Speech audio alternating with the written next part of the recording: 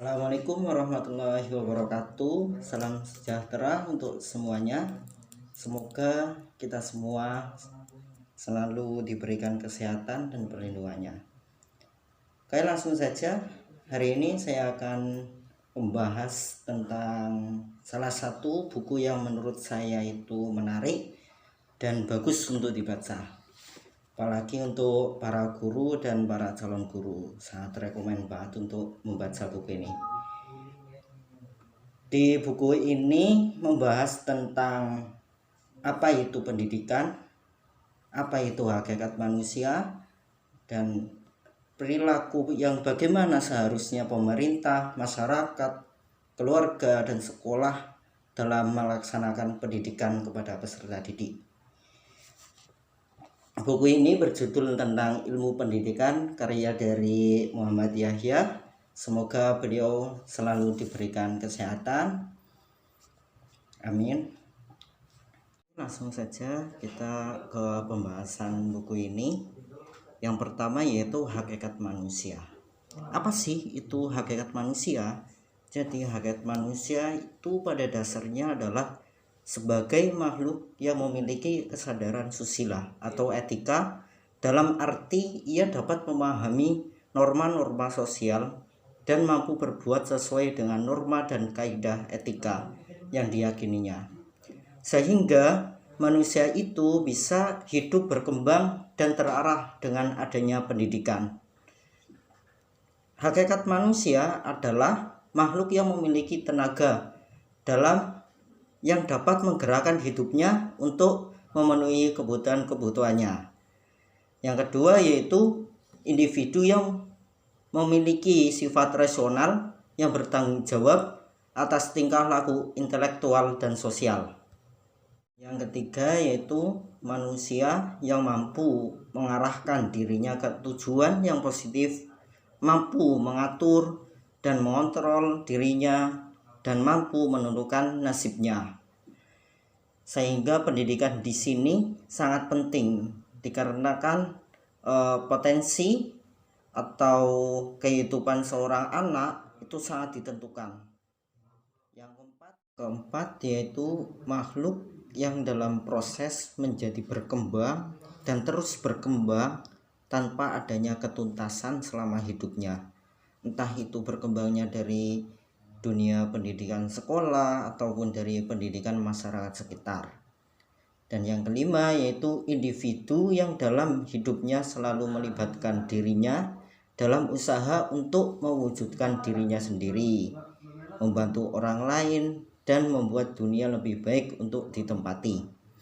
Yang keenam yaitu suatu keberadaan yang berpotensi yang perwujudannya merupakan keterbukaan dengan potensi yang tak terbatas. Yang ketujuh yaitu makhluk Tuhan, yang berarti ia adalah makhluk yang mengandung kemungkinan baik dan jahat.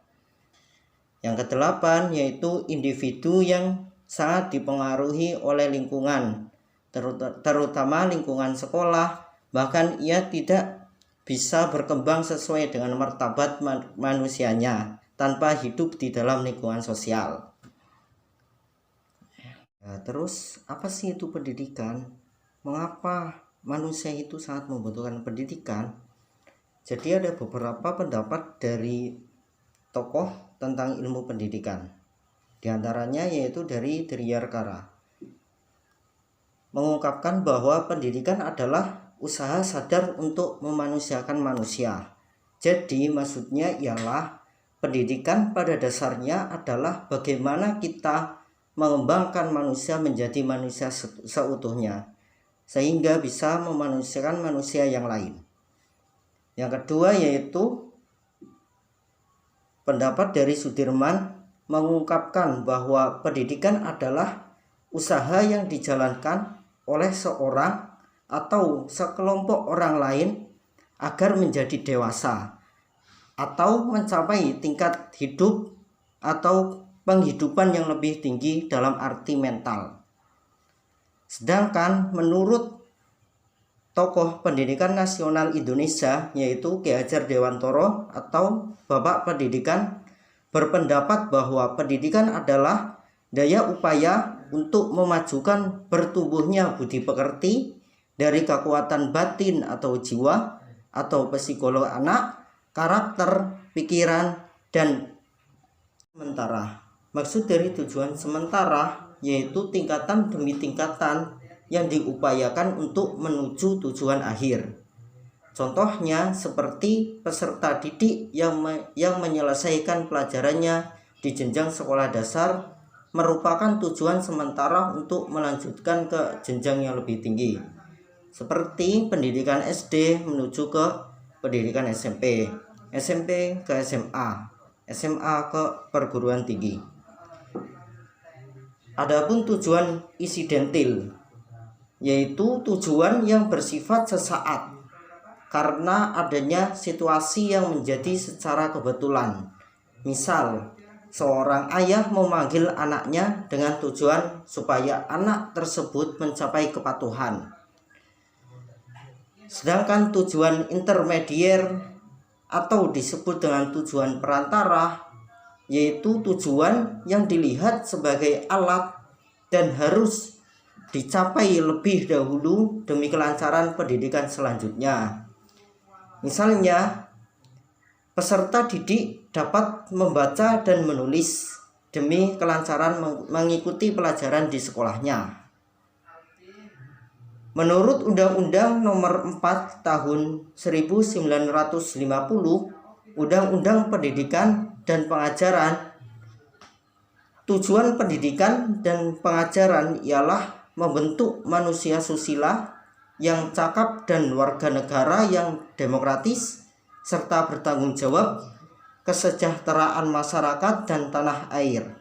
Dan menurut tokoh pendidikan nasional Indonesia yaitu Bapak Ki Hajar Dewantoro atau sering dipanggil dengan Bapak Pendidikan, berpendapat bahwa pendidikan adalah daya upaya untuk memajukan bertumbuhnya budi pekerti dari kekuatan batin atau jiwa atau psikolog anak, memajukan karakter, pikiran atau intelek dan fisik anak.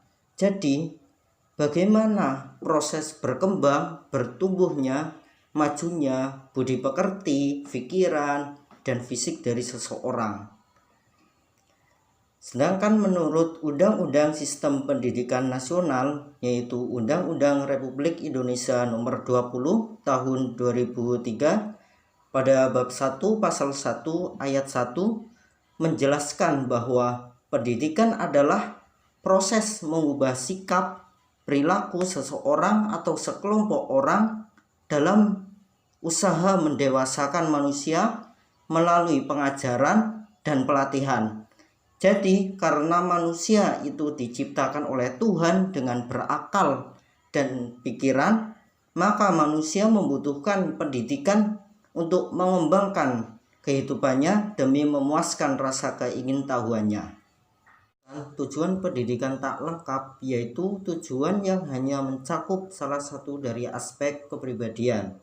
Misal, tujuan khusus pembentukan kecerdasan saja tanpa memperhatikan yang lainnya.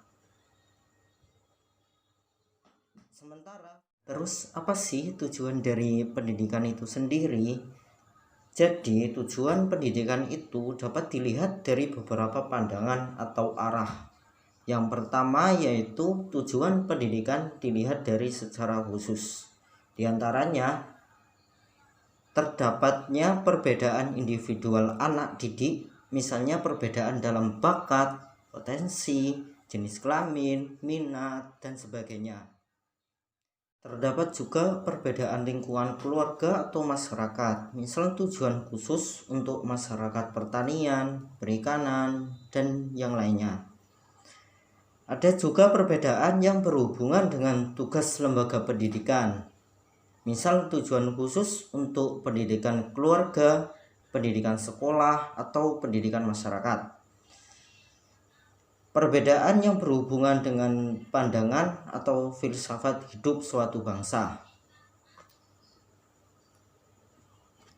Jadi, tujuan pendidikan adalah adanya perubahan tingkah laku, sikap, dan kepribadian dari peserta didik yang bagaimana peserta didik tersebut mengalami pendidikan. Terus kenapa sih manusia membutuhkan pendidikan? Dikarenakan yang pertama yaitu manusia lahir dengan bermacam-macam potensi sehingga dapat dikembangkan melalui pendidikan yang ada. Yang kedua yaitu agar potensi sebagai modal dasar dapat berkembang, maka perlu bantuan, bimbingan, dan pengarahan dari orang-orang yang bertanggung jawab. Yang ketiga yaitu pendidikan bertujuan untuk membantu mengembangkan potensi ke arah yang lebih baik. Yang keempat yaitu pendidikan tidak hanya berarti penyampaian pengetahuan, tetapi merekomendasikan nilai-nilai. Dan yang terakhir yaitu manusia tidak akan menjadi manusia kalau tidak dibesarkan dalam lingkungan manusia. Terus tentang materi selanjutnya yaitu tentang dasar pendidikan dan konsep pendidikan.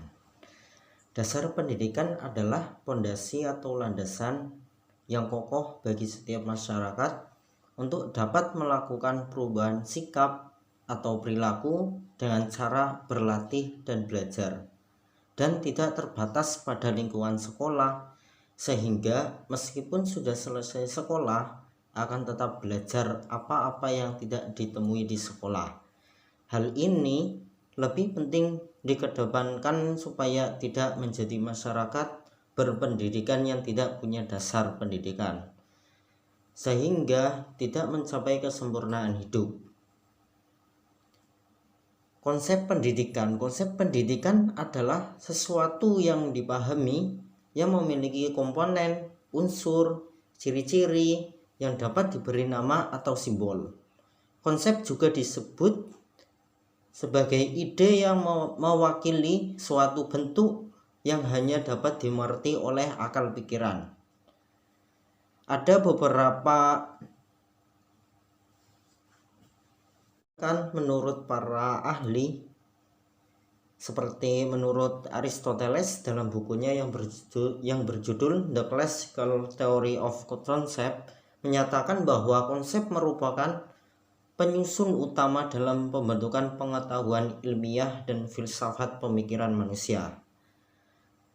Menurut Hulse, konsep adalah sekumpulan sifat yang dihubungkan oleh aturan-aturan tertentu. Menurut Ki Hajar Dewantara, sebagaimana yang dikutip oleh Suwarno, pendidikan yaitu tuntutan di dalam hidup tumbuhnya anak-anak. Adapun maksudnya pendidikan yaitu menuntun segala kekuatan kodrat yang ada pada anak-anak itu agar mereka sebagai manusia dan sebagai anggota masyarakat dapatlah mencapai keselamatan dan kebahagiaan yang setinggi-tingginya. Ki Hajar Dewantara memperoleh sebutan sebagai Bapak Pendidikan yang mewakili semboyan yang menjadi salah satu kontribusi positif bagi pendidikan di Indonesia. Semboyan tersebut berbunyi Ingarso Sung Tulodo, Imadyo Mangsun Karso, Tuturi Handayani. Maksud dari ketiga semboyan ini adalah yang pertama yaitu Ingarso Sung Tulodo. Ing yang artinya di, Arso depan, dan Sung jadi. Tulodo artinya contoh atau panutan. Sehingga dari kalimat Ingarso Sung Tulodo itu dapat disimpulkan bahwa di depan menjadi contoh atau panutan. Misalnya sebagai seorang pemimpin, selayaknya pemimpin itu memberi contoh yang baik untuk masyarakatnya. Juga sebagai kepala rumah tangga, sudah selayaknya seorang ayah memberikan contoh yang baik untuk anggota keluarganya. Dan juga ketika menjadi pemimpin atau seorang guru, harus dapat memberikan suri tauladan untuk semua orang yang ada di sekitarnya. Yang kedua yaitu Ing Madyo Mangun Karso. Ing yang artinya di, Madyo artinya tengah, Mangun artinya berbuat atau membangun, Karso artinya pelajar. yang artinya di tengah berbuat keseimbangan atau pelajaran.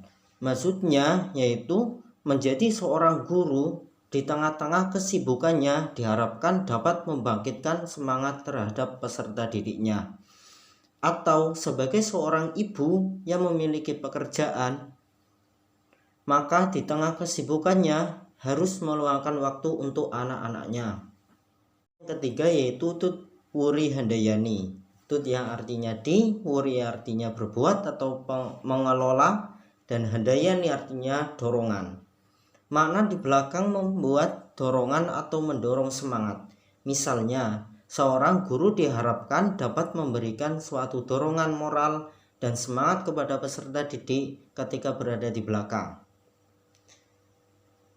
Dari penjelasan 3 semboyan tersebut, tidak hanya pacuan untuk seorang pendidik atau guru, tetapi juga sebagai seorang orang tua atau pemimpin. Apa sih objek-objek dari ilmu pendidikan itu? Yang pertama yaitu peserta didik. Peserta didik adalah setiap orang yang menerima pengaruh dan menjalankan dalam kegiatan pendidikan atau pihak yang menjadi objek pokok dari pendidikan. Bahkan sekarang peserta didik tidak hanya menjadi objek pendidikan saja, melainkan menjadi subjek dari pendidikan. Yang kedua yaitu pendidik, yaitu pihak yang merupakan subjek dari pelaksanaan pendidikan yang memiliki tanggung jawab besar terhadap peserta didiknya. Yang ketiga yaitu materi. Materi pendidikan yaitu bahan-bahan atau pengalaman-pengalaman belajar yang disusun menjadi suatu kurikulum. Yang keempat yaitu metodologi pengajaran atau pembelajaran yang memuat cara-cara bagaimana menyajikan materi pembelajaran kepada peserta didik. Yang kelima yaitu evaluasi. Evaluasi pendidikan atau pembelajaran yaitu cara bagaimana mengadakan penilaian terhadap hasil-hasil murid. Nomor 6 yaitu alat-alat pendidikan, yaitu langkah-langkah atau tindakan-tindakan guna menjaga kelangsungan pekerjaan mendidik. Terdiri dari hukuman dan ganjaran, perintah dan larangan, cacian dan pujian dari segi kebiasaan. Ada juga yang termasuk alat pendidikan antara lain seperti keadaan gedung sekolah, alat-alat pengajaran, dan fasilitas lainnya. Apa sih karakteristik yang harus dimiliki oleh pendidik dalam melaksanakan tugasnya dalam mendidik? Jadi pendidik itu harus memiliki karakteristik dalam melaksanakan tugasnya dalam mendidik, yaitu yang pertama kematangan diri yang stabil, yang kedua yaitu kematangan sosial yang stabil, dan yang ketiga yaitu kematangan profesional. Kematangan diri yang stabil yaitu memahami diri sendiri dan memiliki nilai kemanusiaan serta bertindak sesuai dengan nilai-nilai itu, sehingga ia bertanggung jawab sendiri atas hidupnya, tidak menggantungkan diri atau menjadi beban orang lain. Yang kedua yaitu kematangan sosial yang stabil. Maksudnya ialah dalam hal ini seorang pendidik dituntut mempunyai pengetahuan yang cukup tentang masyarakatnya dan mempunyai kecakapan membina kerjasama dengan orang lain. Yang ketiga yaitu kematangan profesional atau kemampuan mendidik, yakni menaruh perhatian dan sikap cinta terhadap anak didik serta mempunyai pengetahuan yang cukup tentang latar belakang anak didik dan perkembangannya, memiliki kecakapan dalam menggunakan cara mendidik. Selanjutnya yaitu tentang lingkungan pendidikan.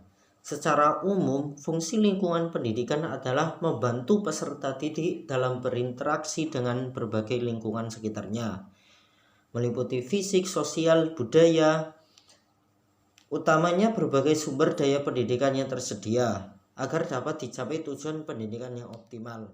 Sedangkan pendidikan itu sendiri tidak hanya dapat dilakukan di lingkungan keluarga saja, melainkan di 3 lingkungan pendidikan, yaitu lingkungan pendidikan keluarga, sekolah, dan masyarakat. Jadi baik buruknya akhlak seorang dan tinggi rendahnya kecakapan atau keahlian seseorang dipengaruhi oleh 3 lingkungan pendidikan tersebut, yang mana ketiga lingkungan tersebut terkenal dengan istilah tripusat pendidikan. Tripusat pendidikan adalah 3 pusat yang bertanggung jawab atas terselenggaranya pendidikan terhadap anak, yaitu keluarga, sekolah, dan masyarakat. Menurut Ki Hajar Dewantoro, menggunakan sistem tricentra dengan menyatakan di dalam hidupnya anak-anak ada 3 tempat pergaulan yang menjadi pusat pendidikan yang amat penting baginya, yaitu alam keluarga, alam perguruan, dan alam pergerakan pemuda. Dari pendapat tersebut, kini lahir istilah tripusat pendidikan. Menurut Undang-Undang Nomor 20 Tahun 2003 yang meliputi pendidikan keluarga, pendidikan sekolah, pendidikan masyarakat, yang mana 3 tempat pergaulan atau lembaga pendidikan tersebut mempunyai pengaruh yang sangat besar dalam membentuk kepribadian serta tingkah laku anak. Secara rinci, pengertian dari masing-masing pusat pendidikan tersebut adalah sebagai berikut. Yang pertama yaitu lingkungan keluarga. Lingkungan keluarga merupakan suatu pusat pendidikan yang terpenting dan menentukan, karena tugas pendidikan adalah mencari cara membantu para ibu dalam tiap keluarga agar dapat mendidik anak-anaknya dengan optimal. Keluarga juga membina dan mengembangkan perasaan sosial anak seperti hidup hemat, menghargai kebenaran, tenggang rasa, menolong orang lain, hidup damai, dan sebagainya. Yaitu pendidikan sekolah. Sekolah merupakan sarana yang secara sengaja dirancang untuk melaksanakan pendidikan tersebut. Telah dikemukakan bahwa karena kemajuan zaman, keluarga tidak mungkin lagi memenuhi seluruh kebutuhan dan aspirasi generasi muda terhadap iptek. Semakin maju suatu masyarakat, semakin penting pula peranan sekolah dalam mempersiapkan generasi muda sebelum masuk dalam proses pembangunan masyarakat. Oleh karena itu, sekolah seharusnya menjadi pusat pendidikan untuk menyiapkan manusia Indonesia sebagai individu, warga masyarakat, warga negara, dan warga dunia di masa depan. Yaitu masyarakat. Kaitan antara masyarakat dan pendidikan dapat ditinjau dari 3 segi. Yang pertama yaitu masyarakat sebagai pendidikan, baik yang dilembagakan maupun yang tidak dilembagakan. Yang kedua yaitu lembaga-lembaga kemasyarakatan dan atau kelompok sosial di masyarakat, baik langsung dan maupun tak langsung, ikut mempunyai peran dan fungsi edukatif.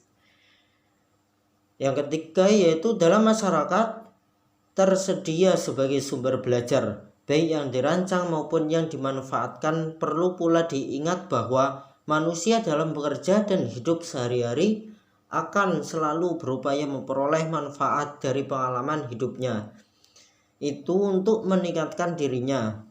Ketiga komponen tersebut, pendidikan tidak akan berjalan dengan baik, karena di dalam pendidikan terhadap unsur sekolah, keluarga, dan masyarakat, seperti guru, peserta didik, dan lainnya.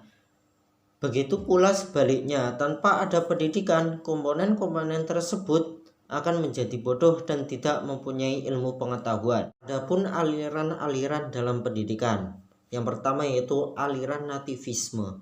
Aliran nativisme berasal dari kata natus yang artinya lahir, nativis yang artinya pembawaan. Jadi aliran ini memandang bahwa manusia itu sejak lahir telah membawa sesuatu kekuatan atau sering disebut dengan potensi dasar, sehingga keberhasilan pendidikan tersebut ditentukan oleh anak didik itu sendiri. Ketika anak didik tersebut mendapatkan pendidikan yang tidak sesuai dengan potensi atau bakat dari bawaan sejak lahir dari anak didik tersebut, maka pendidikan tersebut tidak akan berguna untuk perkembangan anak didik itu sendiri dalam proses pembelajarannya. Itu aliran empirisme. Nah, kalau aliran yang satu ini bertentangan pendapat dengan aliran yang pertama tadi, yaitu aliran nativisme. Di aliran empirisme berpendapat bahwa setiap manusia itu lahir dalam keadaan suci, tidak membawa apa-apa, atau seperti kertas kosong yang belum ada coretan sama sekali. Dalam maksud di sini yaitu potensi dari anak didik, sehingga pendidikan di sini sangat berpengaruh atau berperan penting untuk menentukan dan menemukan dan juga mengembangkan setiap potensi anak. Karena itu aliran ini berpandangan bahwa hasil belajar peserta didik besar pengaruhnya pada faktor lingkungan. Yang ketiga yaitu aliran naturalisme. Aliran ini hampir sama dengan aliran nativisme. Namun aliran naturalisme meyakini adanya pembawaan dan milieu atau lingkungan. Maksudnya ialah adanya perubahan sikap dikarenakan pengaruh dari lingkungannya.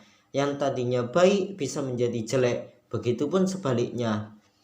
Menurut Spencer ada 8 prinsip dalam proses pendidikan beraliran naturalisme. Yaitu yang pertama, itulah sebagian isi dari buku ilmu pendidikan. Semoga materi yang kita bahas tadi bisa bermanfaat bagi semuanya. Sekian dari saya. Wassalamualaikum warahmatullahi wabarakatuh. Nah, terus apa sih itu pendidikan? Mengapa manusia itu sangat membutuhkan pendidikan? Jadi ada beberapa pendapat dari tokoh tentang ilmu pendidikan. Di antaranya yaitu dari Dryarkara, mengungkapkan bahwa pendidikan adalah usaha sadar untuk memanusiakan manusia. Jadi maksudnya ialah pendidikan pada dasarnya adalah bagaimana kita mengembangkan manusia menjadi manusia seutuhnya, sehingga bisa memanusiakan manusia yang lain.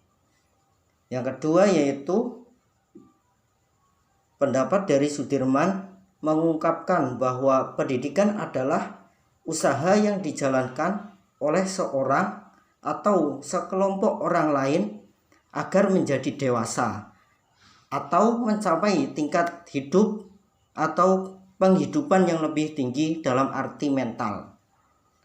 Sedangkan menurut tokoh pendidikan nasional Indonesia yaitu Ki Hajar Dewantoro atau Bapak Pendidikan, berpendapat bahwa pendidikan adalah daya upaya untuk memajukan bertumbuhnya budi pekerti dari kekuatan batin atau jiwa atau psikolog anak, karakter, pikiran,